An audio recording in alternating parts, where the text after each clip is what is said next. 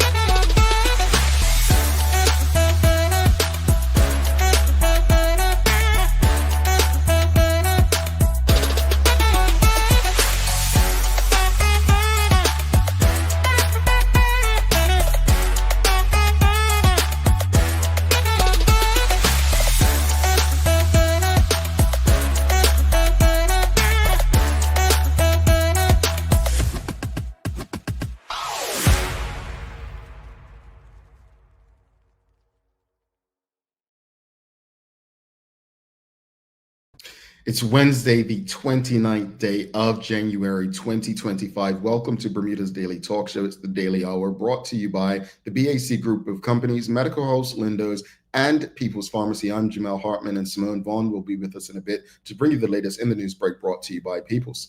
How's everyone feeling? It is hump day, the middle of the traditional work week. David Mike Wilson says, wonderful Wednesday all, and a wonderful Wednesday to you as well, David Mike Wilson. I just want to say a couple of things. I just want to once again send some love to Teo, our brother.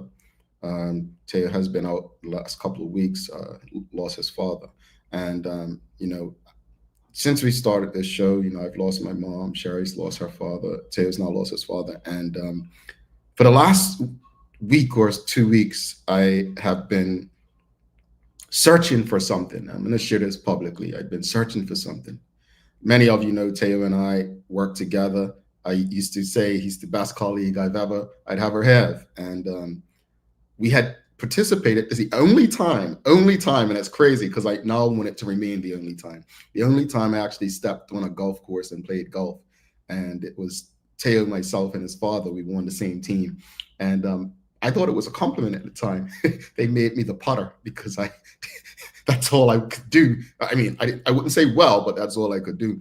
But anyway, this was so long ago, probably year 2008.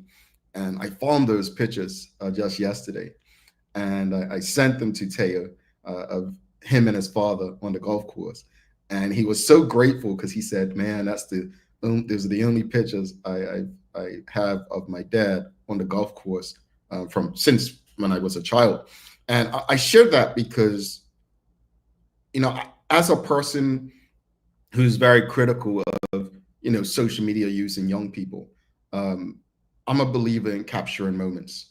I'm a believer in capturing video and pictures. Video especially because it expresses and shows a person's personality. But when we lose people, what we do have is the memories. We have the memories through our stories. We have memories through pictures, and we have memories through video. And I'm just happy that back then I used to take so many pictures and video of people around me, and happy that I was able to make Teo's day yesterday. So again, just want to send love to Teo and Courtney, his sister, and Kai, his sister's wife, and Wendy, Teo's wife, and his children. It's never easy losing someone, and I don't want us, despite how busy we've been on this show, to let up on that. So just want to send some love there.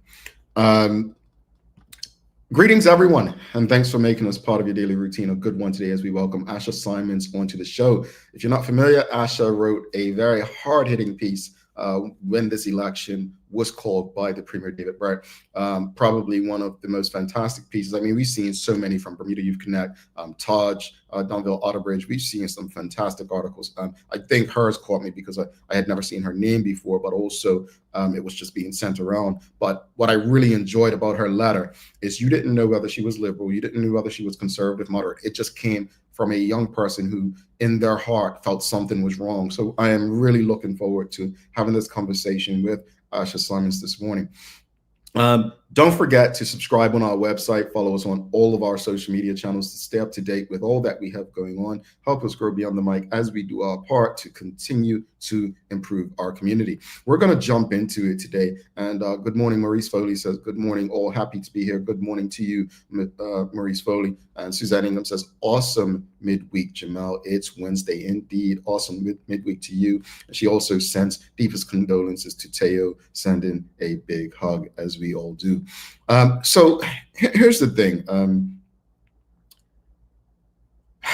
Politics, man, as I said the other day, I think we can do better. I hope we can do better. And Asha Symons, in her article, she actually, I'm going to just read from her article real quickly before I put today's question up.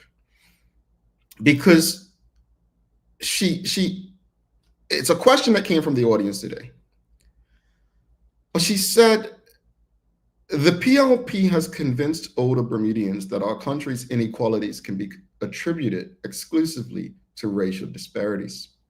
Race is a sensitive issue in Bermuda. Many older Bermudians can remember segregation as well as the bus boycotts. The anger and fear that the older generations feel is legitimate and should not be minimized. But it should also not be used for political gain, which is what the PLP does. The party which stands to benefit from the continuance of racial inequality in Bermuda is the Progressive Labour Party. Every 5 years, it uses this fear to catapult itself to power. The PLP has been in power for 20 of the past 25 years. Why hasn't it put forward reparations legislation? Why hasn't it worked to address the matter of pay discrimination? Why has the public education system, which serves the majority of Black population, been run to ruin? The public appetite for racial reform is high, and nothing is being brought to the table. That question is going to lead into our question of the morning. A question was asked from the audience on Monday to Linda Smith, candidate for constituency 31 for the One Bermuda Alliance. And the question that was asked is, why don't more whites join the PLP? And that question was out of something that I believe Linda had said previously. And her response was diversity of the OBA, and she felt more comfortable. Well, that didn't go over too well with many people who have reached out, and some people even said I went easy on Linda Smith or whatever. And folks, you feel free. Honestly, I do not take to heart. This show is about us, and maybe I could have responded differently. But some of you were very upset that I didn't push back on her words, you saying that she felt more comfortable in the OBA, as if, so she doesn't feel comfortable around Black people. I didn't necessarily take it in that way, but I get the frustration. What I did respond with is diversity. I've said it then, I'll say it today, I'll say it tomorrow, and I'll probably say it for the rest of my life. 1 year ago, I handed in my resignation from a job and an organization that I just should have never worked at. I don't like DEI. It's not for us. At that particular organization, DEI meant that if you were a white woman, you were advanced to a position. It meant if you spoke Spanish, you were advanced to a position. If you were Black, it meant we would hire you. So, I think it was Marlon Williams when he came on the IB's Act that quoted Patrick Tannock said, you can't boil an ocean of water, meaning you can't group everything together, which is what DEI has done, because then the group that is basically being utilized to make this happen, which is Black people, left out. So in saying that, me personally, optics don't solve problems. I don't care if the PLP had 18 white people and 18 Black people. I don't care if the OBA had 20 Black people and 16 white people. That does not matter to me. As I said then, and I'll say today, and I'll say again over and over and over. Diversity for me is representative in thought, diversity of thought. When you see Simone's on with me today, it might be Teray tomorrow, and Sancha and Mia another day, and Larry. None of us think alike. And that's fine with me. That's the beauty of this. Diversity of thought. That to me is what I'm looking for. Optics, I'll say this. I've seen too many Black men in particular become CEOs, chairmen, premiers, presidents, and they do not represent the interest of people who look like them. So I'm sorry, miss me with the racial optics, fulfill me with the consciousness. That's what I'm looking for. Question of the morning. What are your thoughts on the diversity of candidates in a political party? Do you care about how many Black people or white people in political parties? Like, is it something like, what are your thoughts on it? The diversity of candidates in a political party. I'm not voting for somebody because they're Black or white. That's just me. I'm not voting for Barack Obama or Kamala Harris or Fani Willis because they're Black. I'd have to agree with their policies. I'd have to see some alignment. I just can't do it. You all, every last one of you can probably name a person, if you're white, a white person, if you're Black, a Black person, who you would not vote for or vouch for because they don't align with you consciously. For me personally, what are your thoughts on the diversity of candidates in a political party? I want diversity of thought.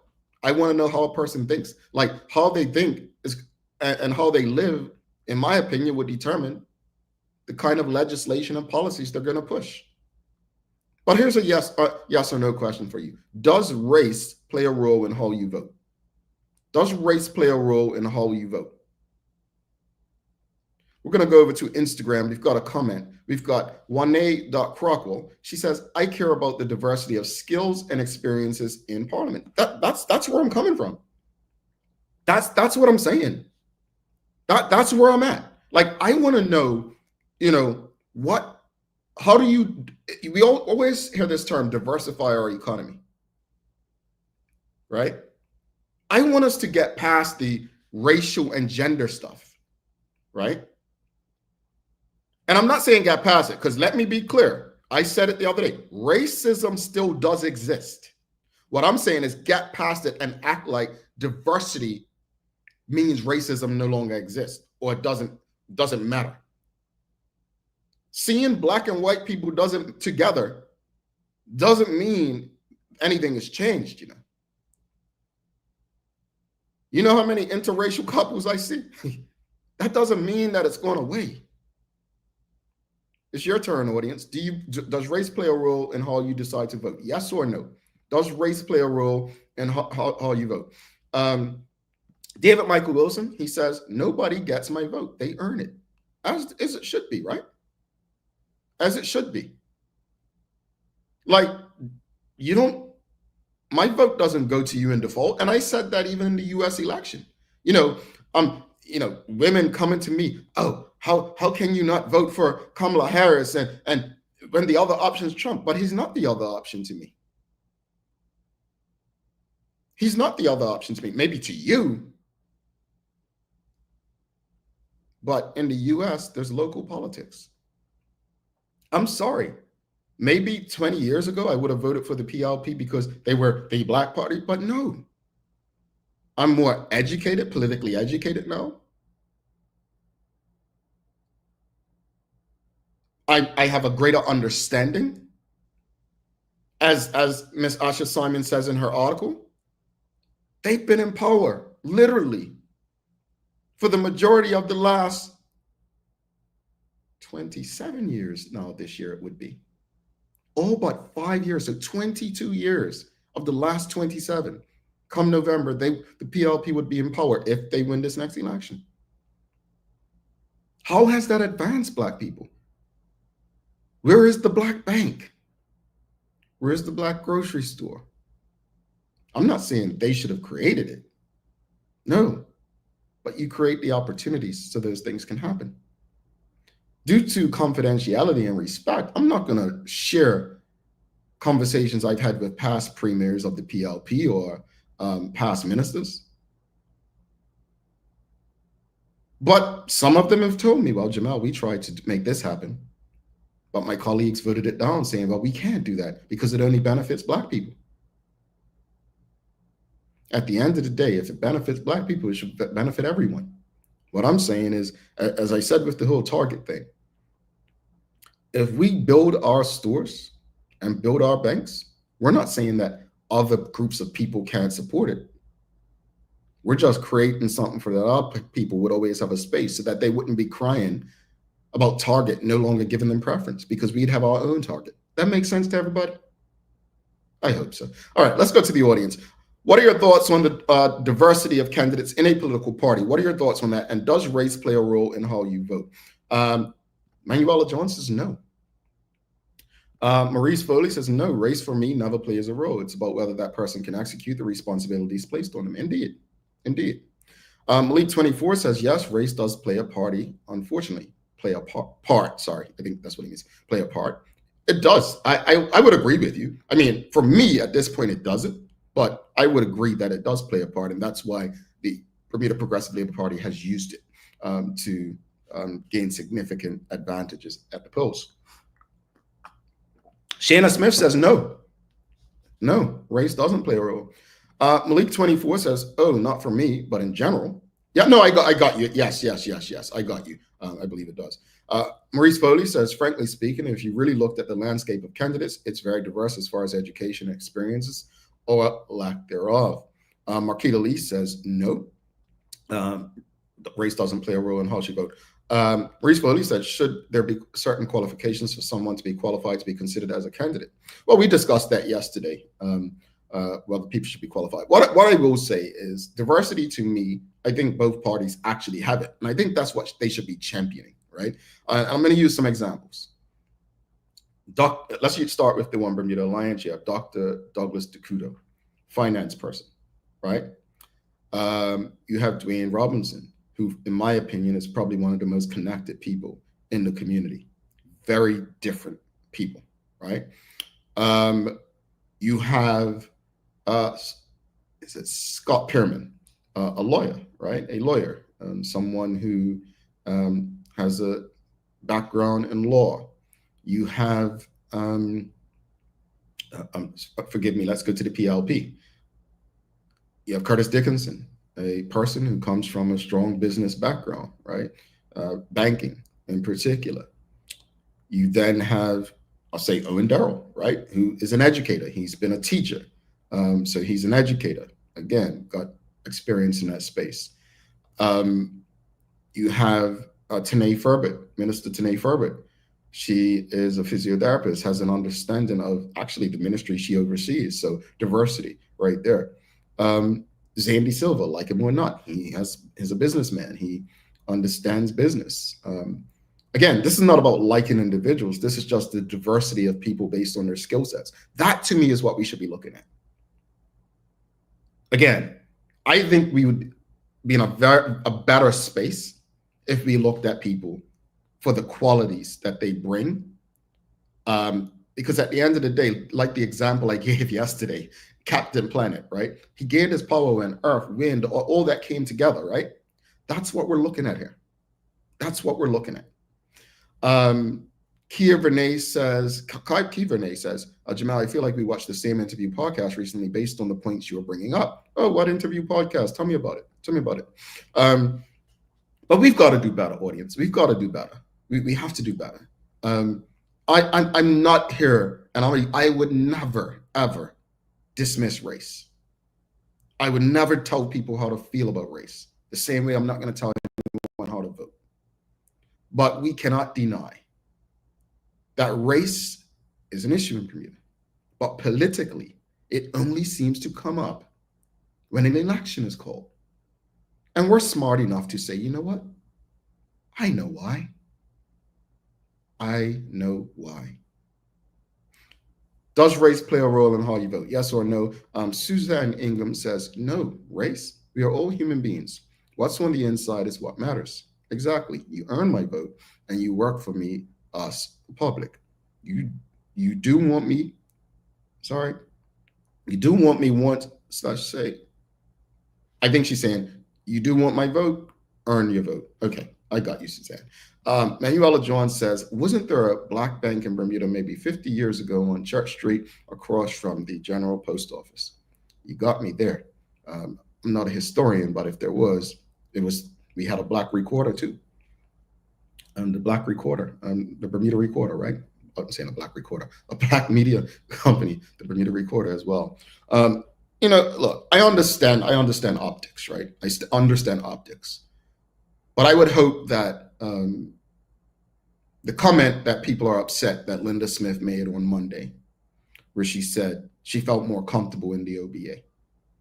I get the anger in that comment. I get what people are reaching out and saying, oh, so basically she doesn't feel comfortable in a room full of black people. That's what we were getting, right? At the end of the day, if that's how she feels, that's how she feels. And if you're in her constituency and that bothered you, reach out to her or vote how you feel. But I'm not here to tell people how they feel. I'm asking questions that the audience wants to know. I'm facilitating a conversation. They are allowed to feel how they feel in it. Would you rather her have lied?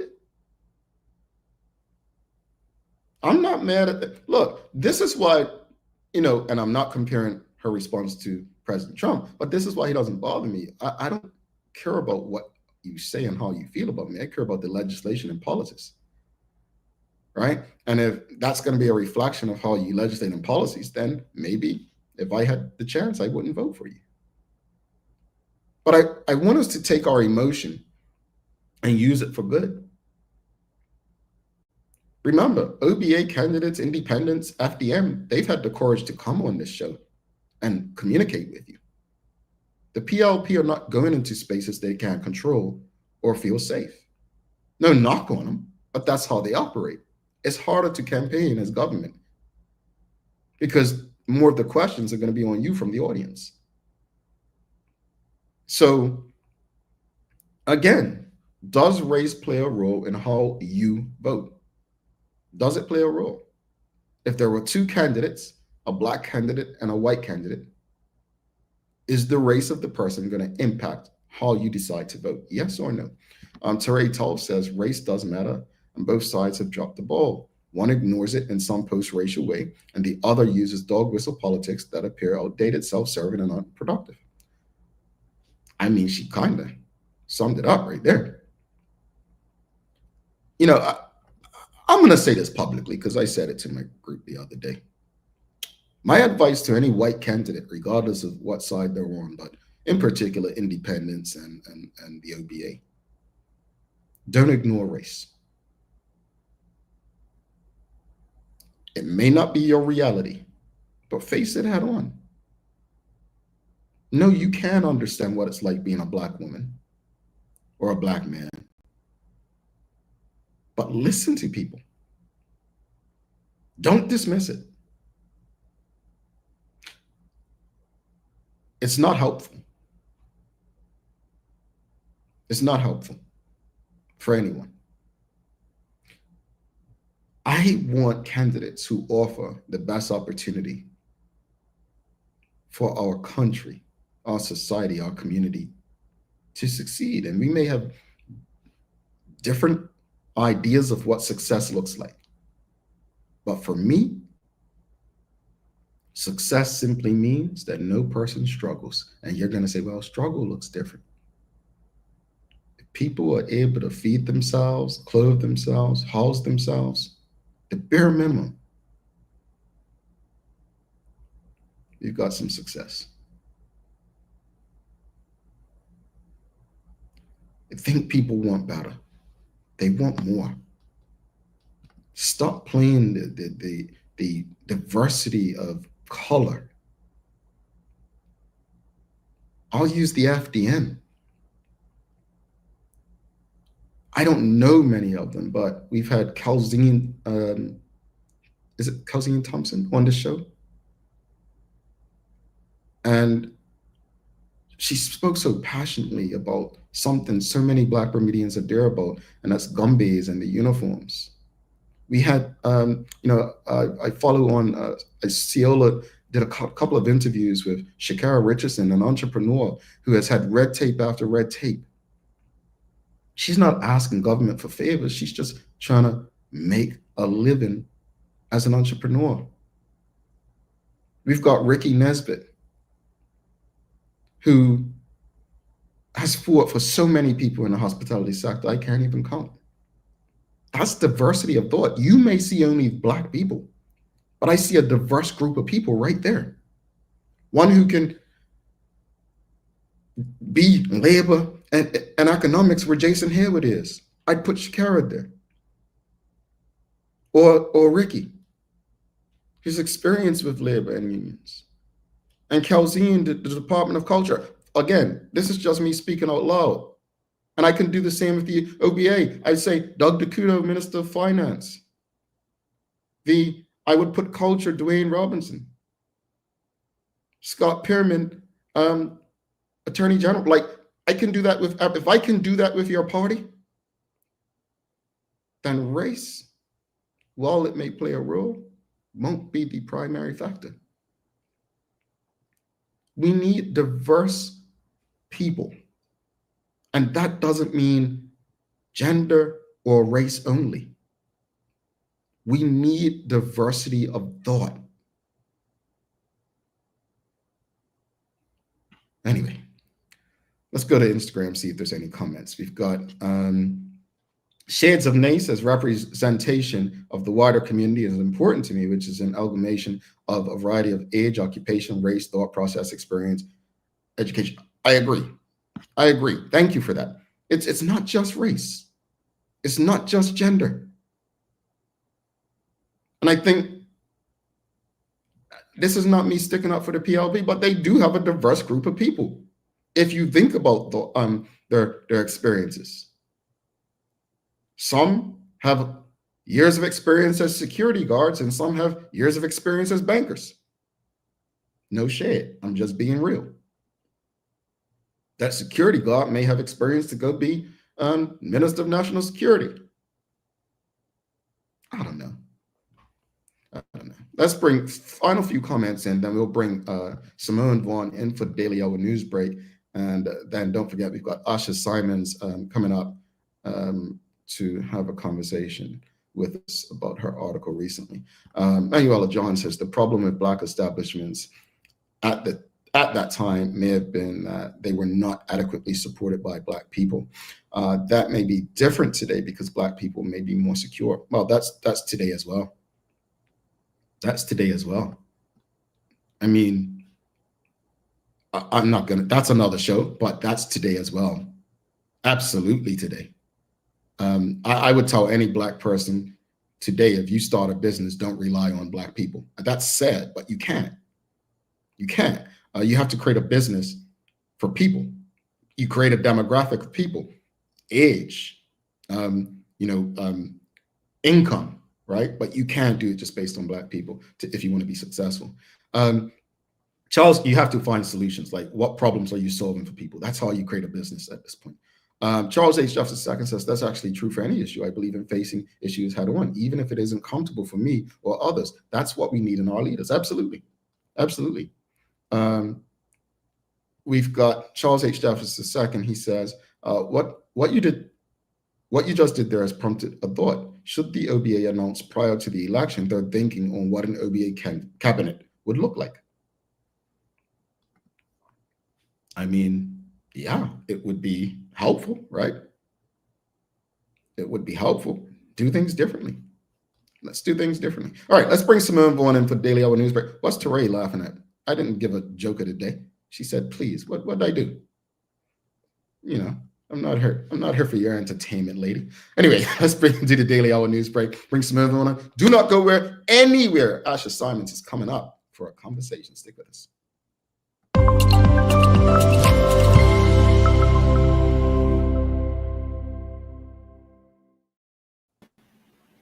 Good morning, everyone. Hi, Simone. How are you today? I'm doing well, thank you. That's wonderful. That's what I'm going to ask you a question. I don't know if I asked you. Did you have your glasses on before when you did this? Yes, Oh, okay. Never I mind. always wear my glasses. Never mind. See, I'm trying to get better. Everybody says, Jamal, you didn't notice Maya's hair or Sherry's this or that. I'm like, no, but okay, my bad. I thought I was earning points from the team this morning, folks. I thought I was You're earning. good, you're good, thank you. How you feeling today? It's middle of the traditional work week. You feeling good? I'm feeling all right. I'm recovering from a little bit of a cold, but we're here and it's Wednesday, so we're gonna push through.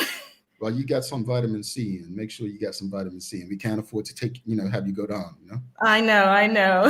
We need Will you shut down. do. It's an election coming, and we want to make sure you have the ability to Hmm. X or tick or whatever goes in the box. I can't remember. Yes. All right. So what you got for us today? All right. Well, happy wonderful Wednesday. Today's news break is brought to you by People's Pharmacy. So without further ado, let's get into it. Nomination day is fast approaching on January 31st. And as the date nears, more and more candidates are announcing whether as an independent or connecting to a party. So here's the latest in updates of who's announced so far and how many. There are 36 voting constituencies in Bermuda. Both the PLP and the OBA have 33 candidates currently announced running for election. The FDM has 6 candidates in the running so far, and there are 13 independent candidates that have announced. Current seats are majority held by the PLP. No party or independent has successfully filled candidates for all 36 constituencies. These numbers are likely to change the closer it gets to nomination day and the general election. I didn't realize the PLP have 33.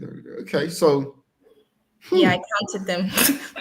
no, I knew they didn't have. That's interesting because okay, well, you know what? 2 days, Jamal. 2 days. You'll find out in 2 days. Yeah, but I thought it was very interesting that not all of the seats have filled in yet.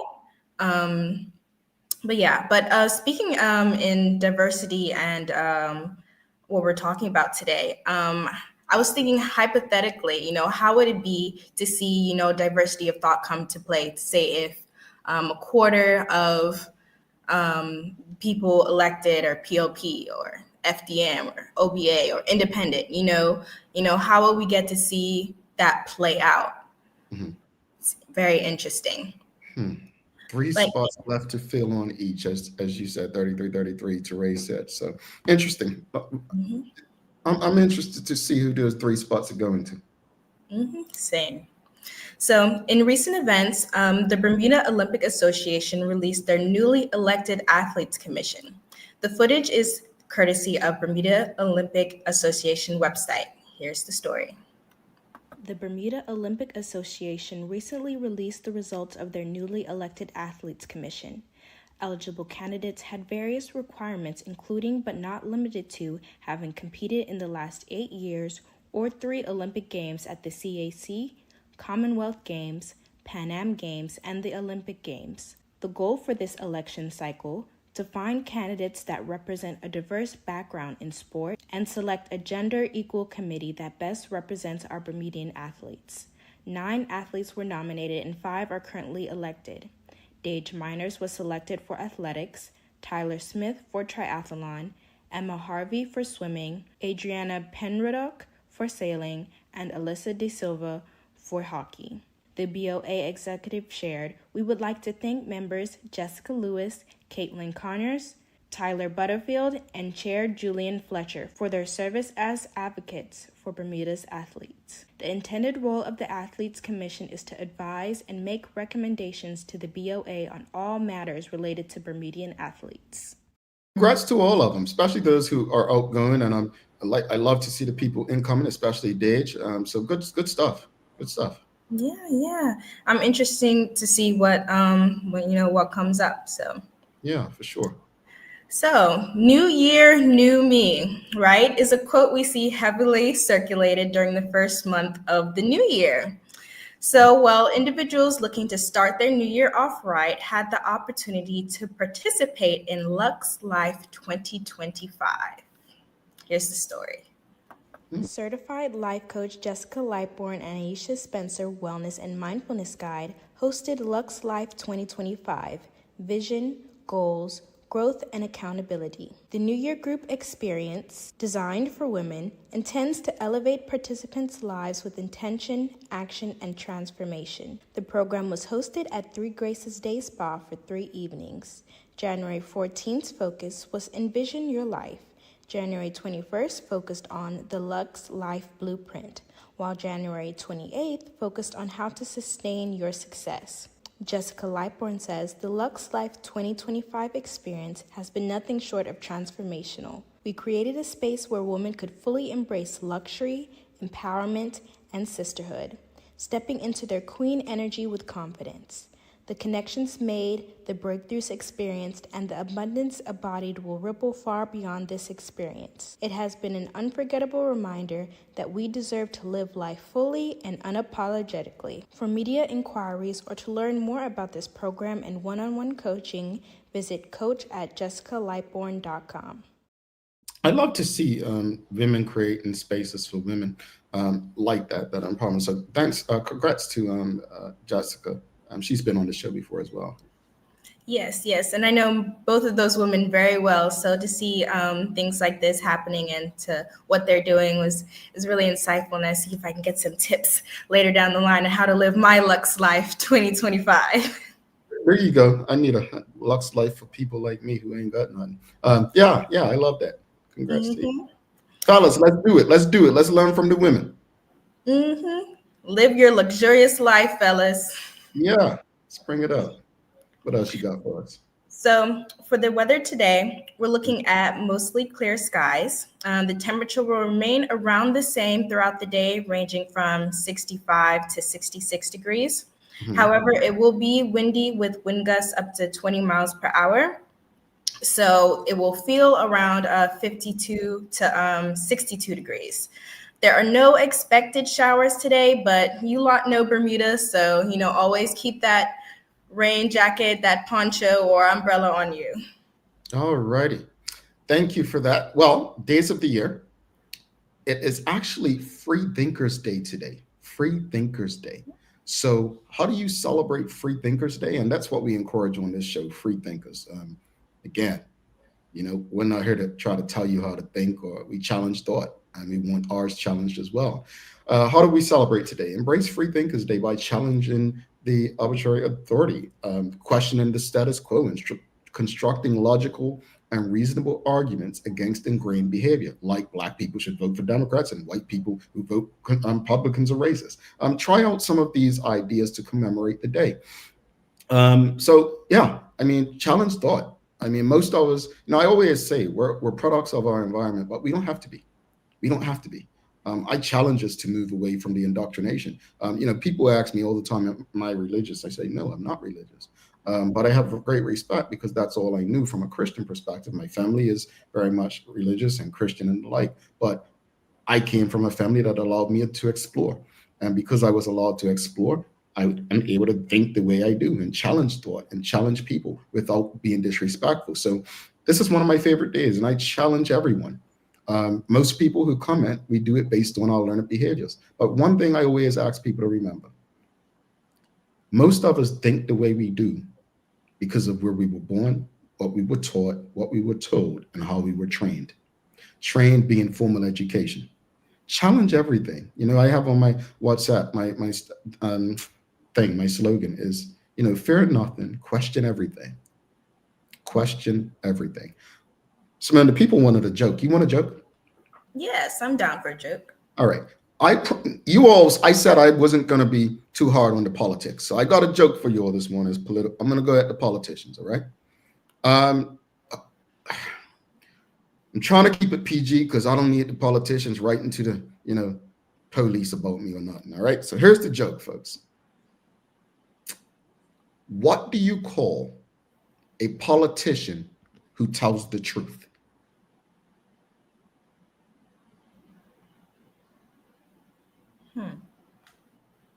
I don't know. Audience, what do you call a politician who tells the truth? Ready?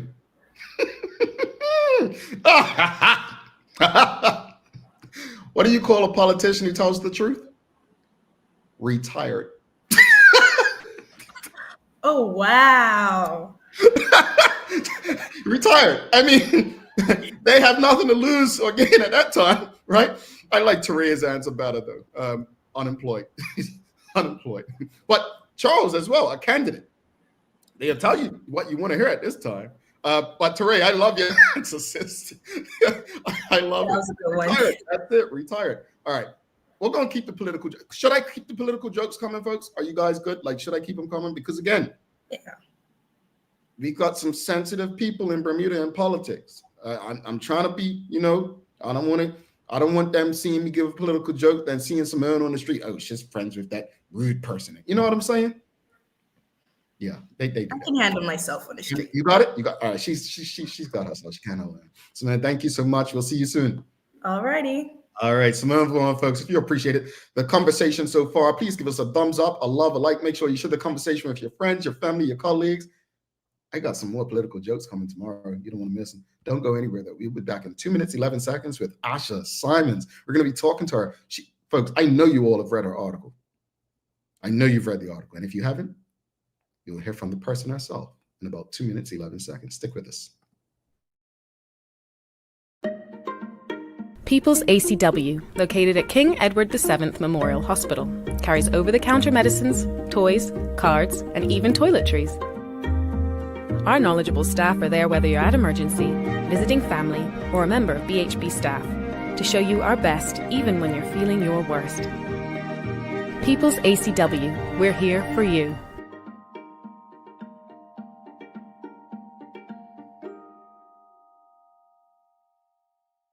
When it comes to footwear, we carry functional, comfortable, orthopedic and waterproof shoes.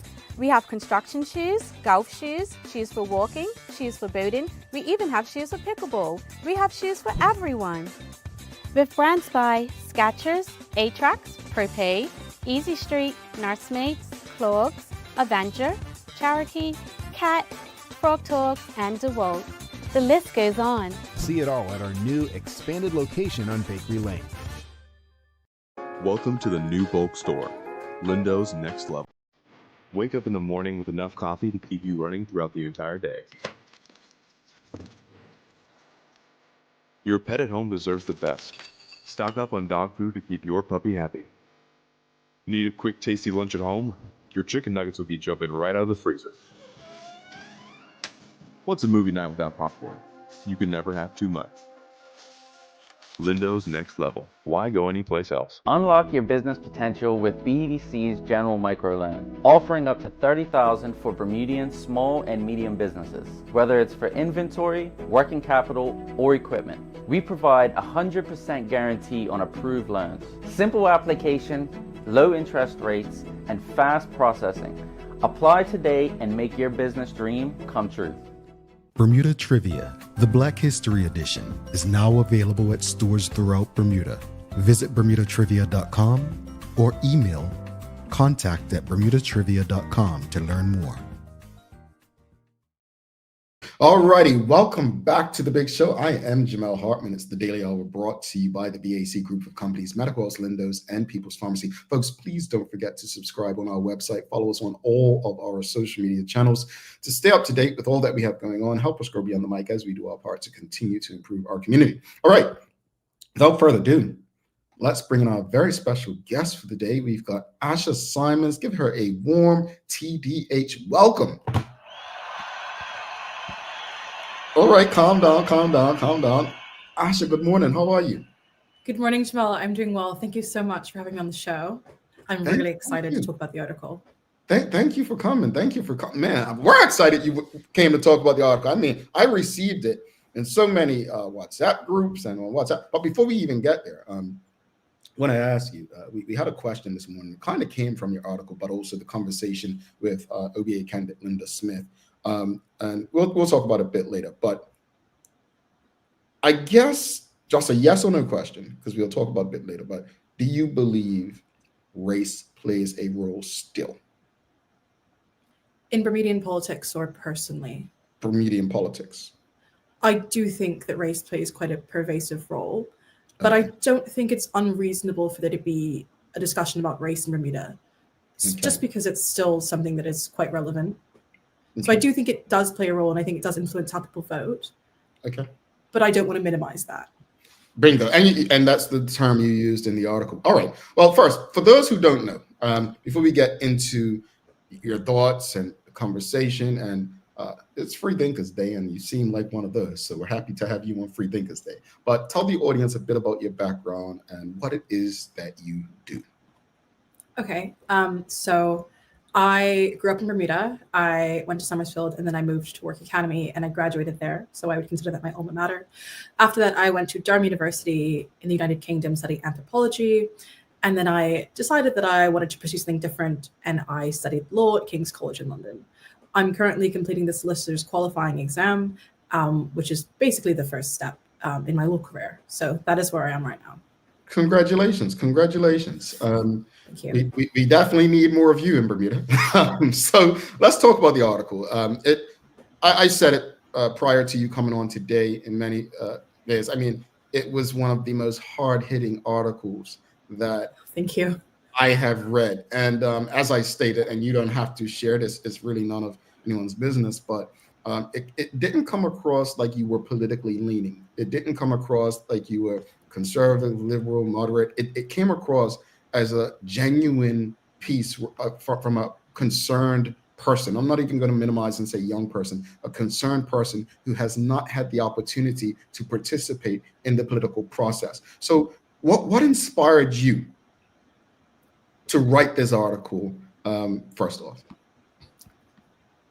So I've always been quite interested in politics for a very long time. And I think there was a series of things that were happening in Bermudian politics that were kind of slowly building. And for me, the thing that really there was something before the election being called that kind of made me feel as if I needed to say something. And I think that specifically was PADI, the government's PADI legislation. That to me was something that concerned me deeply. And I kind of want to talk about that PADI legislation a little bit, just because that was really what put writing an article on my radar, when I really decided that eventually I did want to write something. Because for me, I think that accountability in our politics is so important, especially as a mechanism. And PADI was alarming. When PADI happened, and when that PADI legislation happened, all of the alarm bells in my head went off, and I knew that something was wrong. And I'm happy to elaborate on that further.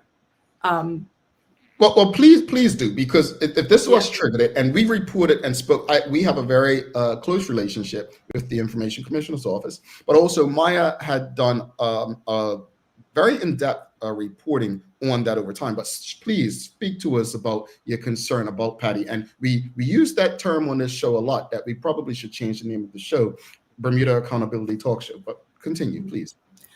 So when it comes to Bermuda, when it comes to research, and when I was writing my article, I did encounter this directly. I think when it comes to the amount of information you can find about our politics, there's quite a lot, right? So we don't really have that much of a robust record-keeping system that is publicly available.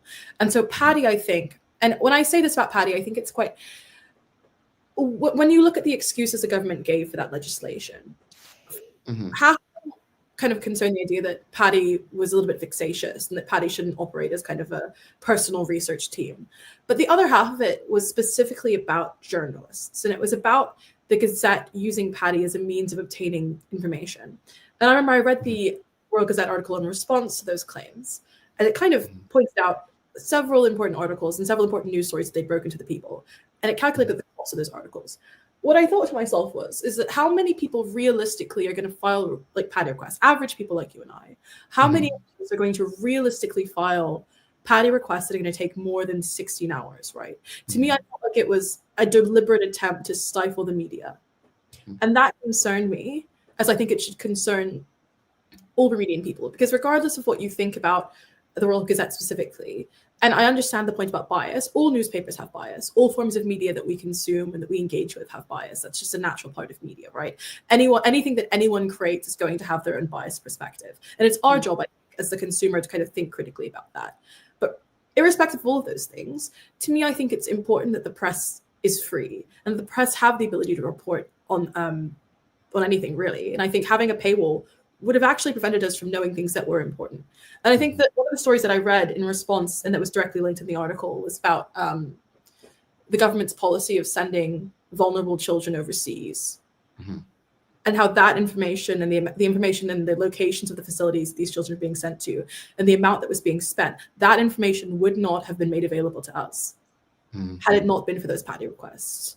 And that is a decision that impacts important people, right? The most vulnerable people in our society, children. And we must keep in mind, especially when it comes to children, and I think this is the best example, is that we don't have a robust litigation guardian system in Bermuda. So these children, who are often sent overseas on court orders, would have gone through our family courts without proper representation, without anyone to stand their children to represent their interests. And that is of concern to, I think, all Bermudians, regardless of whether or not you're a Bermudian who has interactions with the family courts and the family law system. And the thought that information like that, of such sensitive information could be kind of held back from the public because of the paywall, is concerning, and it should concern all of us. And I think when a government gives excuses, when it says things like these are vexatious claims, when it gives kind of half-truths about the reason as to why it's doing something, right? And keep in mind, the government exists because of us. They are public servants. Their role is to serve the people. Why are we having to pay the costs? Or why are organizations having to pay the costs of, a lack of information being shared by the government, by the lack of governmental transparency? Effectively, that's the concern to me. Well, Joran Maya's reporting, she did do some research to do some comparative analysis that I believe she said Canada, there was a slight fee or whatnot. But I think my concern with that is, I go back to something you said earlier, is this doesn't seem like it was done in good faith. And I think that is what concerns most of us. We have a right to know this. You spoke about children, the things we wouldn't know, whether it's Bermuda Tourism Authority, whether it's government officials and certain contracts. To me, I would love to know. I think someone in the audience asked how former Premier Alex Scott, who I believe this was something he pushed for, how does he feel about this? I'd love to know. But I'm glad that people ask me, what was it that triggered you to speak out the way I do? And obviously it was my conscription battle. But there's always that one thing that should inspire us to speak up or fight, if not for anyone else, for ourselves. But I want to transition to something because, again, an audience, hopefully you've read the article, because it is one excellent piece. And again, we've had so many young people, Taj, Therese, a part of the team, and many people Bermuda is loving. You've connect. They give me hope. I'm going to be honest. They give me hope. There's more people than on social media that care, and some you won't ever see. But I want to go on to the Premier. You believe the Premier calling the election at this time, and I'm just going to quote you, will disenfranchise young people, and as a choice that prioritizes perceived political advantage over democracy and civic engagement, end quote. Tell us more, because if I'm not mistaken, he recently engaged young people in the UK, done interviews with Bermuda Youth Connect. So why do you believe we're here, if that's the case? So I think I have quite a complicated opinion on that take, because I think that I completely understand. I remember the Bermuda House dinner. I know quite a few people who went to that. If anything, I think that's even more of like a slap in the face, right? Like we have this image that the PLP want to work with young people, but they're going to deny them the right to vote, right? That to me is just nonsensical. I think that saying that you appeal to young people is kind of, and I think when I said that, when I made that point about civic engagement, I said something about, I used the word perceived. And I use that for like a very specific reason. In the short term, calling an election when young people aren't around to vote has the benefit of excluding them. But in the long term, young people like myself and others are going to remember that there was a serious effort to keep us out of the voting booth, right? Because our interests weren't catered to. And not only will we be denied the opportunity to vote in this election, but this is an election that has the potential to impact our lives, right? Like quite substantially, especially at the point of, especially looking personally at where I am in my life, right? I'm 23. We're talking about 5 years of policy that don't, by the time, the next election is called, I'm going to be 28, right?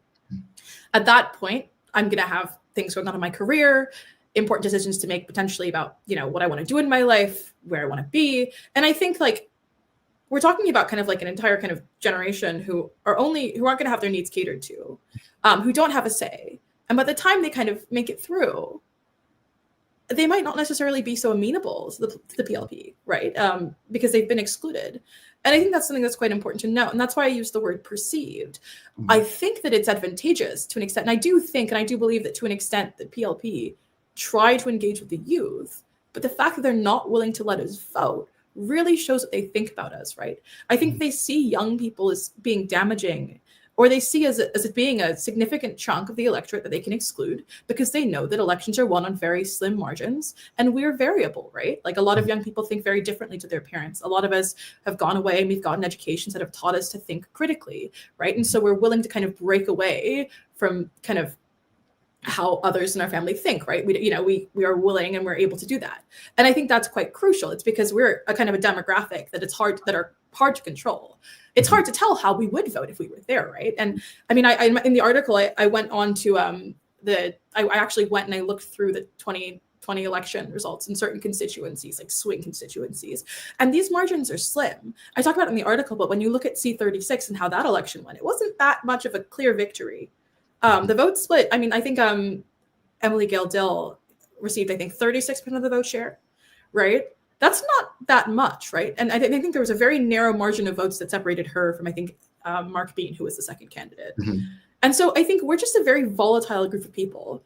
And so I think we can be trusted for the photo ops, but when it comes down to the polls, it's a very different story. And I think that's something to note. And I mean, honestly, I think it was very insulting for a lot of because I know there are young PLP supporters, right, who are overseas as well, who won't be able to vote, who won't be allowed to vote until 2028, people who are politically interested, people who do want to exercise their democratic rights, right? I think it's also an insult to them, right? Regardless of where you stand on the spectrum, it should kind of frustrate you and upset you that young people aren't being taken seriously, when in reality, and we're going to be the ones who are expected to come back and contribute to the economy, right? And to, contribute to our society. And that's a problem. And I think that's a significant problem. Yeah. Audience, if you have any questions or comments for Asha, please send them through. I must ask real quickly, just yes or no. After you wrote your article, did the premier or anyone from the PLP reach out to you? Not that I can remember. No. Interesting. But I think that's reasonable. I think I had a lot of things to say, and I think if you read that, you might have thought that I was such a staunch. You might have thought if you were going to come and talk to me, I might have, gone for you, and that's fine. I think that's reasonable. I clearly have harsh critique, but one thing I said to a lot of people that are around me that I've spoken to about the article, like people, is that like I actually have a lot of kind of empathy, and I don't want politics to be like this in Bermuda, right? Like I would actually like. It's actually a big shame to me that over the past 27 years, or I guess maybe 22 years of PLP power, that we've kind of not had these advancements, right? Because I have a great respect for the historical work of the party, right? Like I think that the PLP have done important things in the past. And I think what they represent is important for Bermudians. Again, I don't want to minimize how Bermudians feel about race relations and the importance of the PLP and its ties to the labor movement. But I think with the party, yeah. Well, I want to talk about that because no, you mentioned race relations and you mentioned in the article, right? You said, I'm just trying to find a quote. Give me a second. So in the article, you stated following: there seems to be one group of Bermudians who do not struggle to find jobs and opportunities: the political elite class. Now, the term elite, which David Burt, the Premier of Bermuda, has used in press conferences, referring to the One Bermuda Alliance as the political elite. All right. Your quote goes on to say, the PLP has convinced older Bermudians that our country's inequalities can be attributed exclusively to racial disparities. Race is a sensitive issue in Bermuda. Many older Bermudians can remember segregation as well as the bus boycotts. The anger and fear that older generations feel is legitimate and should not be minimized. But it also should not be used for political gain, which is what the PLP does. Older Black Bermudians continue to use race and the UBP as a way to keep the PLP as a government. As a young Black woman who has known mostly a PLP government, what bothers you most about the racial arguments in 2025? It's a very good question. If you could just give me like 1 second to compile my thoughts. I think it's quite hard to pinpoint just one thing that bothers me. I think that the biggest thing for me is how it frames inequality in our country. And of course, race is part of it, but we have lost out on the element of class, right? And I think it does our political system quite a significant disservice to not talk about class, because it means that we don't really talk about kind of what our country is generally and how our country is oriented economically, right? And I think that's a problem. I also just think, like, ultimately, and I think I just find it to be so frustrating, right, that we have a party that kind of uses race at times, uses it as an excuse or a justification for certain things, or brings race into conversations that race doesn't really have a place in. And I remember there was a very specific example, and I'm trying to think back, but there was a specific newscast that happened quite recently on the Bermudiana development, and which was a bit. I'll have to send it to you after, because I didn't rewatch it before I came on, but I think for me, race comes and muddies conversations about things like accountability, and that's what I don't like, right?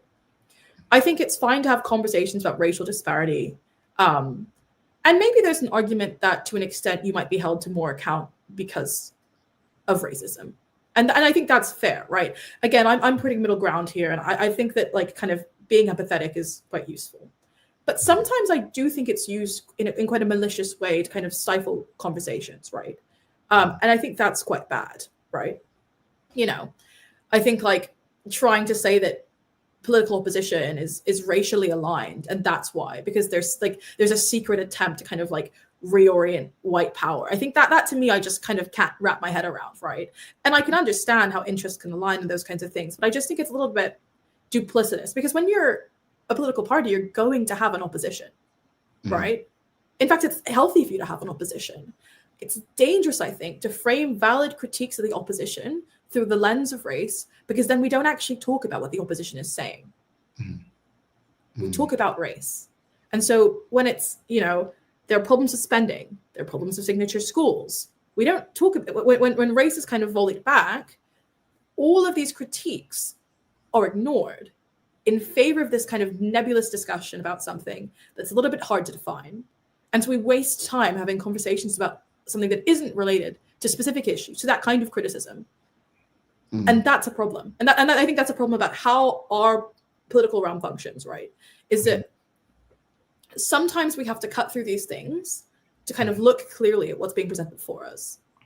So I think that is exactly what frustrates me the most, is that it's being used in this nebulous way, and there's not much we can do about it, right? Like we can't kind of sit down and talk about the base issues, because it kind of hangs over our heads and it gets weaponized in a way that I think is harmful, especially when you think about the people who are presently in our society victimized by racial inequality. To watch a group of kind of very, very wealthy, very self-enriched politicians use it as if they are the primary victims, and yes, to an extent they are, but there are people who are more affected because they lack the insulation that class can give them, right? And I think that's how I see it, is that you have the people who are kind of able to kind of place padding around themselves through their position, right? Through having immense wealth, who kind of use it while not advocating for the people who are most impacted. Yeah. That's a problem. Audience, I hope she's tickling the conscience and your hearts as she speaks this morning. Definitely a lot to think about. Definitely saying a lot that I have, heard in private conversations. And, to Rachel, as she says, spot on, Asha, spot on. Thank you. I think what I want people to take from what you're saying, I mean, everything makes perfect sense. But I want you to understand one point she made is what she is saying. She's not minimizing anyone's racial experience. Because, again, I don't want people to act as if she's dismissing race. She's not dismissing race as we know it. She's literally trying to address how race is being used for political gain. So I just want to put that out there. Asha, as I read the article, you touched on so many things. I mean, BTA, the loss of life, the murders from last year, which again, if I remember correctly, I don't think we've had anyone charged for any of the murders since May 24th. You spoke about integrity a lot, right? And yesterday we had a question about the caliber of candidates. How do you believe we can attract maybe better candidates, or is politics a place for those who seemingly lack integrity at this point? What are your thoughts? I think that's a very, very good question about how we make politics kind of appealing to people who, I think when it comes to, I think the reality is, and I was actually kind of watching something about this, is that globally, when we look at politics, I don't think this is something that is just unique to Bermuda, right? I don't think the lack of integrity is something that is exclusive to us, right? Like, it would be kind of ridiculous if out of a whole world with 7 million people, there's one island that's kind of suddenly lost all of it, right? Mm-hmm. I think that globally, politics are shifting away from, you know, when you think about politics and what it used to represent, right? You have those kinds of images of, I guess, like these kind of well-groomed kind of men kind of sitting there, and there was quite like kind of this allure to it, right? This, you know, you had the idea of like the great statesman. Now I think that we're accepting a lot, and I'm not necessarily saying this specifically about us. I think I'm more so talking about Donald Trump. But what I'm saying is that our kind of globally, I think that politics have changed, and we as the electorate are accepting more and more, because I think a lot of it comes down to the sheer speed of information, right? Mm-hmm. We are consuming so much information all the time from the government itself, but other sources, that it's actually quite hard to kind of go in and hold the government to account, right? When every day you open the news and there are about 50 news stories about an election, right? It's very hard to kind of whittle those things down and read through things and look, right? Mm-hmm. And look at what's being said. Go back and analyze, is this true? It's very hard to do that, right? And so I think the reason as to why integrity and why our standards of integrity have kind of been reduced is because we're being barraged with all of these things all the time, right? Every day you open the paper and there's like 50 things that the government are doing, right? And we have all of these claims. And this is the thing I think about the caliber of our candidates at home, is quite frequently I think a lot of candidates make claims they don't substantiate. Mm-hmm. And so I remember, I think Jason Hayward put something on his Twitter, and it was kind of like 50 reasons as to why young people should vote for the PLP. And I thought, okay, that's great. But realistically, no one is going to sit down and fact check all 50 of those things, right? He could be saying anything in there, right? And I remember when I saw that, I was like, okay, let me actually do some due diligence. And I think I got to about like number 6, and I didn't have enough time, right? Mm-hmm. And I think there's like this information war, I think, that's kind of being waged against the voter, where there's just so much all the time, and so few people with the demands of work, you know, childcare, have the time to sit down and actually kind of hold the government to account, right? Or go through and verify that what the government is saying is true, mm-hmm. right? And that's something, it's not just happening in Bermuda. I think it's happening everywhere all the time. And as our material conditions get worse and worse, right? As we become more and more worried about things like paying bills and putting food on the table, it's hard to think about whether or not our constitutional rights are being respected. Those kinds of like high-end conceptual things that are very different to, are my material needs being met, right? Mm-hmm. And I think that's probably why I think the standards of integrity are slipping, because it's becoming harder and harder to hold governments to account. Right? Because we just don't have the time as individual citizens. It's far easier to sit back. It's far easier to focus on your own life, right? When things are getting worse and worse for you, right? When it's harder and harder for you to get a job, right?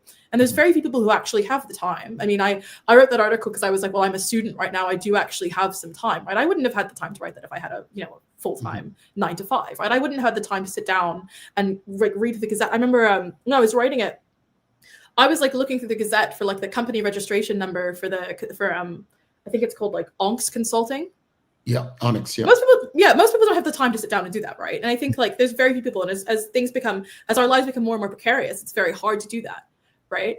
Mm-hmm. But I think when it comes to attracting people to politics, people who have the integrity, people who want that change, I think that people need to feel like it's worth it, like they are going to be able to create that change. When you grow up in a country and you watch people accept the standard of lower integrity, I remember, so I did debating at university, and when I first joined, the president of our debating society, he said to me, he said, never try to be good and do change. Never do it, right? Because when you have no integrity and you're in that system, it can be quite soul destroying, right? That's what he said to me. He was just like, and I think that's the problem. I think that's why it's so hard to draw people that have a lot of integrity. There are so many passionate young people in Bermuda.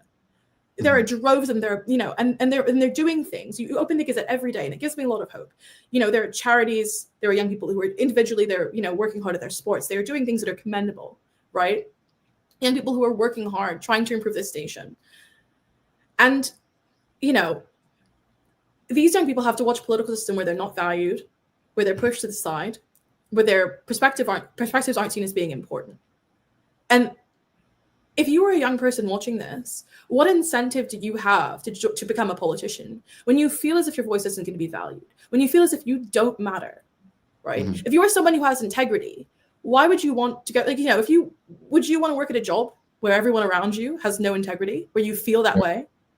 If you have integrity, you think, no, I'm going to cut my losses and go somewhere else, right? And I think that's the problem, is that we have began to accept this standard, this lower sign of integrity. And that is a problem for our political system, because we get what we vote for.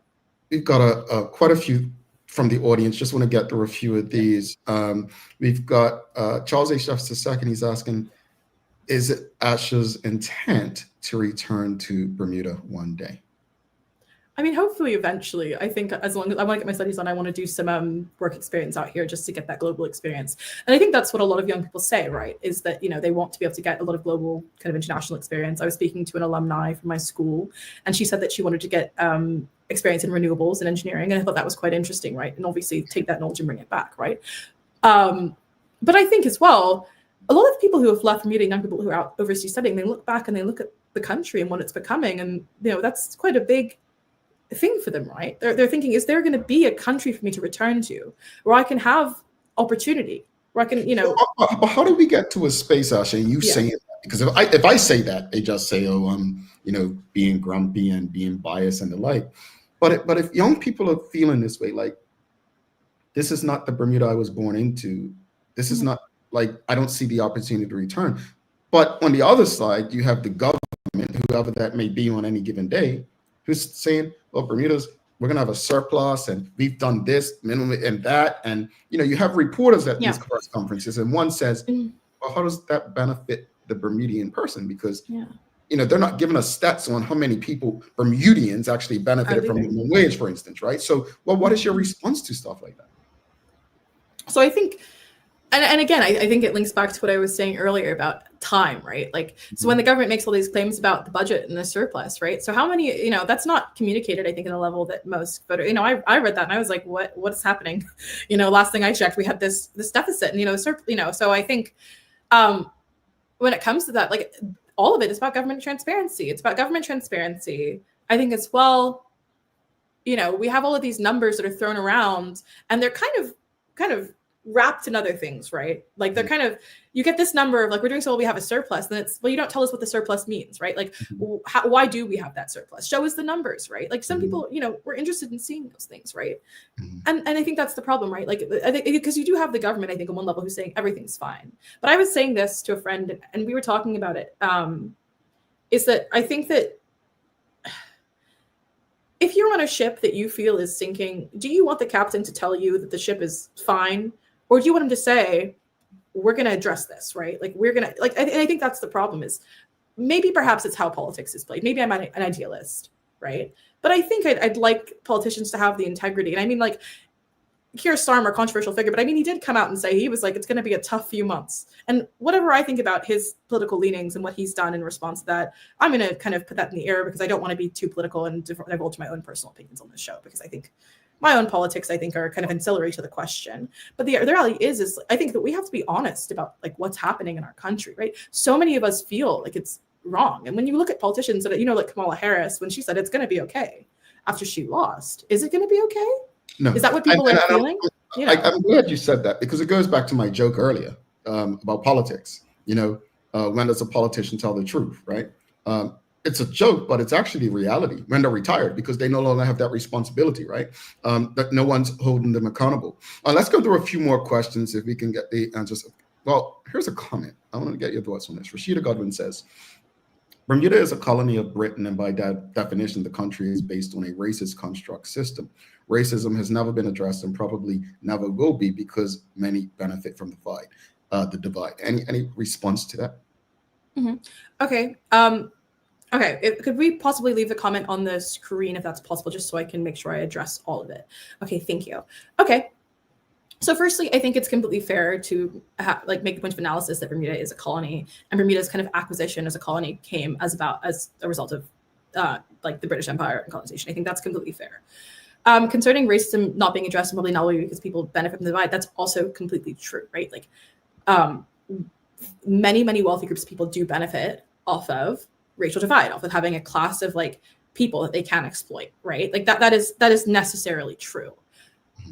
Perhaps I'm just an idealist, but where is that kind of actual central like anti-colonial discussion in Bermuda, right? Like, why are we not having these discussions, right? I highly doubt to believe that there are no white Bermudians who want to have an honest discussion about colonization, because that's not the case in the United Kingdom, right? That's not the case over here, right? And I think it's all good and well to say that, but what is the solution, right? Like, I think for me, I find it very hard to believe that there's not kind of the political will to have that discussion and to have it in earnest and to say, what can we do to overcome this? How can we address this? Because that has happened, right? That has happened in the past, right? Like currently there's a group of, in the UK, there's a working group of people who are descended from like slave landowners who are presently trying to press the government into kind of providing reparations. Yes, that's overdue. But the point is that there are things that can be done, and there are people who are willing to change these things, right? And I think that the idea that racism has not been addressed and probably never will be because many benefit from the divide, we must demand better, right? If we want racism to stop existing in our country, if we want better for our political system, we must be willing to take on that fight for ourselves. We must be willing to acknowledge that the way in which our country is oriented means that there necessarily always has to be a class of people that are going to be exploited because that is the way of colonization. And we must fight against that ideal. We must advocate for these things. It's not enough to just have it be this kind of loose concept that's thrown around in our political spheres. If we want that change, we have to advocate for it for ourselves, right? And I think, and I don't disagree. I completely agree with that comment, right? But I think the thing is yeah, sorry. Oh. No, I'm saying try to be concise because I want to get through these last few comments that people have got. If you can give the most concise answers. Medium Maya, she's asking, how can young people push for absentee ballots in the future when the PLP and the OBA, who said they would, OBA, did not implement it? Like, what are some next steps that they should take, she's asking? I think that's a really excellent question. My response to that would be, and I think there was a lot of criticism that came about how, for us, this was like a five-year issue, right? Whenever the election rolls around, this is when this issue kind of becomes reignites. I think that for young people and for people who are concerned about the absentee ballot, I think the absentee ballot is important not just for young Bermudians, but for Bermudians who have emigrated. I think that this has to be something that we continue to campaign for even after this election happens, right? This needs to be something that we frame through the lens of democratic rights, right? And we need to essentially we can't let the fight stop, right? I think in Bermuda, we have this tendency where these kind of issues, these hot ticket issues only come at the elections and then nothing happens for 5 years. So I think the takeaway is we need to just continue pressing whoever the government is after this election, right? We need to just continue pressing them. And it needs to be something that we don't stop until it changes, right? And I think that's just, that's the end of the matter, right? We just have to keep pushing for it. I'm gonna say this, and I hope this doesn't make you feel uncomfortable. But I literally would keep this conversation going all day. No, it's okay. Because it's not the fact that I just love what you're saying, but I think when you address colonialism just now, and we have to go, folks. I'm going to get through a few more questions. We have to go, but what Asha's basically said, I'm going to say it differently because I'm never running for politics. You ain't got to worry about me begging you or asking you or for your vote. I'll stand on that. But basically, this is what I'm going to say to you based on what she just said. Stop complaining about stuff if you're afraid to lose something. And what I mean by that is, and Asha, this is what I said to my Daily Hour team in private. And I'll say this to the audience. The problem with Bermuda politics to me, with all that we have going on, is that this government doesn't fear any group. There's no pressure groups. Pressure groups we had in the past. We had the unions back in the day, right? We had Stuart Hayward and Best, right? We've had, whether we like them or not, the People's Campaign, right? Some people may want to throw Bermuda against the draft in there, whatever. We had Out Bermuda and groups like that. We had pressure groups that the governments of the day feared. Right now, there's no pressure group out there. There's no pressure group. I was born in the 80s. I remember in the 80s, the way the unions carried on, I don't know if you've seen footage, but the government didn't want to, they feared them. There's this argument in the tourism space that the unions ruined Bermuda tourism, per se, because they wanted, equitable for the workers in the hospitality sector. But I feel like that fear is in the Bermudian people. The fear that we can sit here and speak about colonialism, but what are we doing? For me, when we said we weren't going to the Bermuda Regiment because of conscription, we meant it, even if that meant going to prison and being locked up. Too many people are comfortable in jobs and they have these mortgages they don't want to lose. We don't live the same. And that's fair. That's okay. I'm not telling people, oh, forget your mortgage or whatnot. You're owned by these companies, by the way.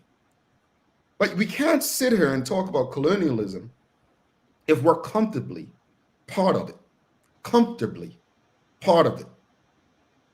So if we want to see that change, are you willing to do, we love to quote Dr. King, especially last week.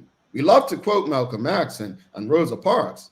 But how many in the population are willing to take the risk that they took? No, but let's be honest. No matter how much we struggle in Bermuda, we're a bougie group of people. Nobody wants to be on Dexter Smith's front page in the Royal Gazette in handcuffs getting arrested for standing up. No one wants to feel shame for losing their house the way that they claim that politicians would lose their house if they didn't align with a certain political party. They don't want that. But that's the only way things are going to change. When people start to say, you know what? Like my ancestors and those who came before me, I am going to risk this so that those coming behind me can benefit.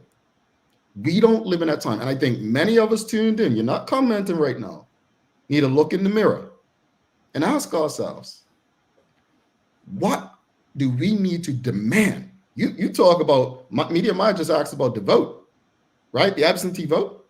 Man, if that impacted me, you wouldn't be hearing the end of it.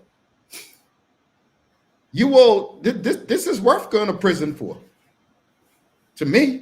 And I'm not advocating violence when I say that. We weren't violent with Bermudians against the draft. We ignored the law. So the audience, all of us need to take a very close look in the mirror and ask ourselves, what are we doing to change our circumstances? What are we doing step by step to improve our existence? All right, I've got some compliments for you. Tamara Richardson says, listening to Asha, it's pretty clear why the election was timed as it was. The real question becomes why critical thought, freedom of thought, and intelligence are a danger to the vote. Yes. We've got Michelle White over on LinkedIn says time is being weaponized. You are right. Asha, information is being thrown at us daily. And Worson says we get closer to election day. Do you have a suggestion on how we can filter out the noise and make a solid decision on election day? Yeah, speak to us, Asha. Oh my gracious, that's quite a hard question about filtering out the noise. I think when it comes to how you're going to vote on election day, I would just say to vote like with integrity. I would say to vote in the same way, and we talk about integrity a lot, but when it comes to making that decision, be very careful about what you consume and what the government is saying. Think about it, and obviously some of the things the government say are true, right? And I'm not going to make out like the government every day, and I'm not going to be disingenuous towards them, right? But just if there's something you think is a little bit suspicious, research it, right? If you think they've just said something to me, but they've not really evidenced that, right? They've just said we did this, but they didn't show me, right? Maybe do a little bit of research. But I think the point is when you vote in that election booth, you're not just voting for yourself, right? You're voting for the future of Bermuda. And I think you're voting for the most vulnerable people in Bermuda, right? The people who themselves can't vote. And when I say this, I don't just mean students. I mean, Bermudians that have disabilities, I mean, those kinds of groups of people, the most vulnerable, homeless Bermudians, most vulnerable and marginalized in our society, right? When you cast that ballot, think about those people, right? Because those are the people who need it the most, right? And I think Jamal said something that I quite liked about the life of comfort that a lot of people in Bermuda do live, right? A lot of us are very, very comfortable. There are lots of us who are not comfortable, and they live life at the extremes, and they're ostracized from our society. And these are the people that we have to consider when we're voting. These are the people that matter, regardless of what they say on the high level of politics about budgets and all of these things. Just go outside and look at your neighbor. I know that we're a very religious country, and I truly do believe in the maxim of loving your neighbor.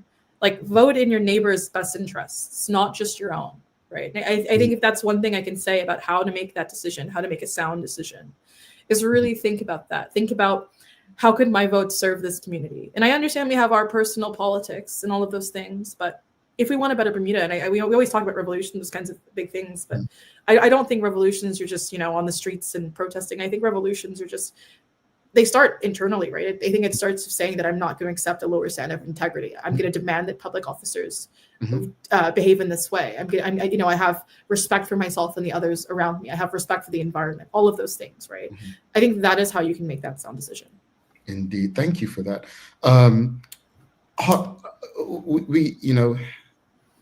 We need to change the conversation, and we need to take charge. Asha, I'm gonna put you on the spot. Right now. The election takes place February 18th, right? You're gonna join us for election night coverage? Ooh, I will have to think about the timings of that, because it's in the UK, so it's gonna be. I will also have to run that by my parents. I'm sure the people would love to hear from you, but no, it's been a pleasure chatting to you. I think, if anything, thank you so much for having me. I really appreciate it. No, thank you, honestly, because these conversations are necessary. I don't like to minimize people and say young people, because at the end of the day, you all's voices is just as important. Your intelligence is needed. It's funny, just again, I didn't know it was Free Thinkers Day today, but you come across as that. But one last question before you head out. Where do you see yourself in the future as far as politics? I don't know if I should. I don't know. I think that a lot of young Bermudians think, or do have, that kind of ambition of perhaps I'll play a hand in shaping the politics of our country at some point. I don't know personally, right? I think there are lots of kind of drawbacks when it comes to public life, right? But I think that the way for now, I see myself as being someone who is, holding the government to account, right? I see myself as someone who is politically involved in the sense that, I have the time. I mean, like, I'm a big fan of, I study law. I'm a big fan of constitutional law. So I've always had an interest in the workings of government, and I always will, right? Whether that translates to becoming an elected official, I think is a little bit of a harder question, just because I know I probably sound like a politician in the way I'm kind of, stepping over stones here, but whether or not that translates and whether or not I'd be best placed in our political system as a politician, I'm not sure, right? I've always seen myself more as that person who's on the ground, who's kind of speaking against or holding the government to account. And I think that's because perhaps, I don't know, maybe I think, and that's the thing, maybe perhaps that is the best place for me. Maybe perhaps I feel like there's a certain standard of integrity that comes and you have to hold someone to account versus being in that position. And it's a harder position to be in, right? I have a lot of empathy for politicians in Bermuda because it's a very, very small country. Everyone knows each other.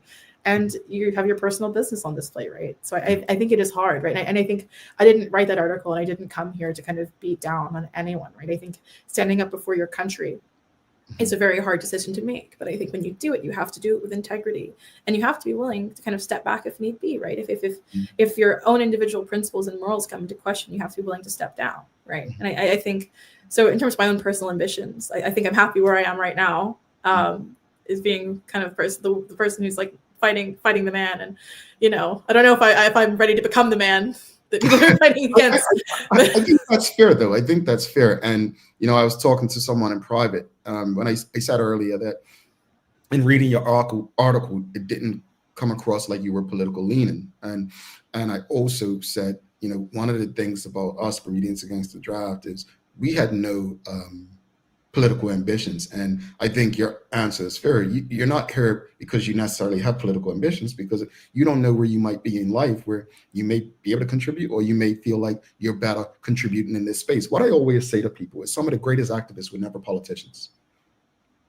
And it's okay. You can make a difference. So when people challenge you, well, why don't you get involved? I am involved. That doesn't mean I have to be a politician to be involved. Asha, thank you so much for joining us this morning. We'll definitely be in touch. We'd love to get your thoughts over the next couple of weeks. So appreciate you having me. Time for us, and we'll definitely be in touch. Have a wonderful day. You as well. Thank you so much. Again, I really, really enjoyed the experience. Thank you. Asha Symons, folks, if you appreciated the conversation with her, please give us a thumbs up, a love, a like. Make sure you share it. I'm going to go through some comments. Michelle Weiss, an excellent representative for both Summersfield Academy and Warwick Academy. Great interview, and I'm sure her parents will support you going live on election day. No, she's awesome. We've got Charles H. Jeffers II. He says, I just had the comment. The PLP not reaching out to Ms. Symons goes back to what was discussed earlier regarding facing issues head on. I find that shocking that they didn't reach out to her after that article. That is, you know what? We're going to take a break. We'll come back in a minute, 40 seconds, wrap it up, and I'll give you my final thoughts. And we've got a daily play for you, some trivia. Stick with us. Looking for the best care for your pets? Nova's Ark Feed and Supply has everything you need, from top quality foods to toys and supplies. We've got it all. Join our frequent buyer program and earn rewards every time you shop. Plus, we've been awarded the Clever Customer Initiative program for helping you save more. And don't forget, we open an hour early on Saturdays so you can get a head start on your pet care. Visit us today or shop online for easy pickup or delivery. Your pets will thank you. All right. Who was the first woman to become not just the first female opposition leader in Bermuda, but throughout the entire British Commonwealth? Dame Lewis Brown Evans. Hey, buddy. Hun, who was the first woman to serve as opposition leader, not just in Bermuda, but throughout the entire British Commonwealth? Dame Lewis Brown Evans. Mason, what did you say? Dame Lewis Brown Evans. Dame Lewis Brown Evans? Where do you find that? Mommy played Bermuda Trivia. Mommy played Bermuda Trivia. Oh, honey. I'm so proud of you. Good job. It's true. Children are a reflection of their environment. Bermuda's favorite trivia game. Fun with a purpose. To educate, to entertain, to inform, to inspire, to learn, and to enjoy. Bermuda Trivia. All volumes now available at various stores throughout Bermuda.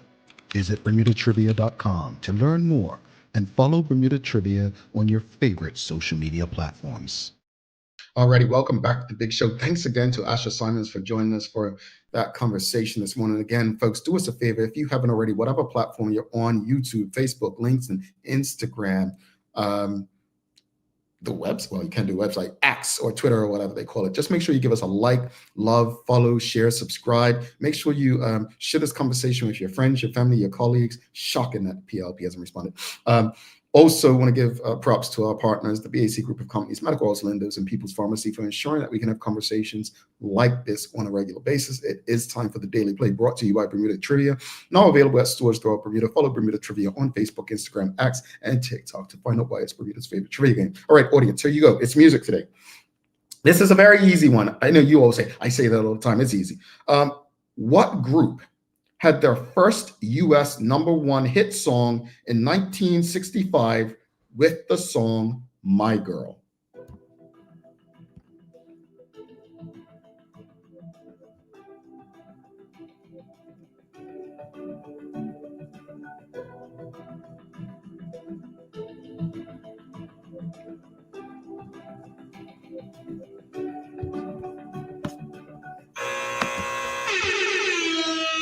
All righty, NTS, you got it first. The Temptations. Yes, it was the Temptations. Well, Adeline Swan got it as well. Temptations and Mark Odyssey Phillips. Temptation. Temptation. Appreciate you, Editor Smith. Dr. Smith says, got around top show. Asha is a true gem. Absolutely, she is. Audience, again, if you appreciated that conversation, make sure you give us a thumbs up, a love, a like. Make sure you share it with your friends, your family, your colleagues. I just want to say this. Look, as it relates to race, Bermuda, as it exists today, is a reflection of racial issues that have not been resolved. But them being resolved really is dependent upon us on how to fix them. Many people speak about the history of some of the banks and organizations that exist and insurance companies and the like. There's nothing stopping other groups from starting their own. When it comes to politics, honestly, I'm tired of being told to vote because that party is the party of this or that. Give me more. Give me more. We should all want more. We've got to be past that. As far as Asha, I say it all the time. She gives me hope, as some of you have said in the audience, right? She gives you hope. WKD Lama said, people like Asha give me confidence Bermuda will be okay in the future. She's amazing. Manda says, I would love to see Ms. Symons as a candidate in the future. She gives me hope. She gives me hope that we have young people who not only care, but have the intellectual capacity to do what they believe is right in the interest of Bermudians. Alrighty, time for the daily inspiration. I'm just going to quote something from my heart this morning. Stop asking those who seek your vote for things and start demanding. End quote. Do with that what you will. Folks, don't forget to subscribe to our website. Follow us on all of our social media channels to stay up to date with all that we have going on. Help us grow beyond the mic as we do our part to continue to improve our community. Thanks again to the BAC Group of Companies, Medical House Windows, and People's Pharmacy for ensuring that we're able to do this with you on a daily basis. As always, we appreciate you, we love you, and we thank you for making us part of your daily routine. If all goes well, we'll be back to do this again with you tomorrow. I'm Jamal Hartman. Please do make it a safe and a great day. We are out. Peace.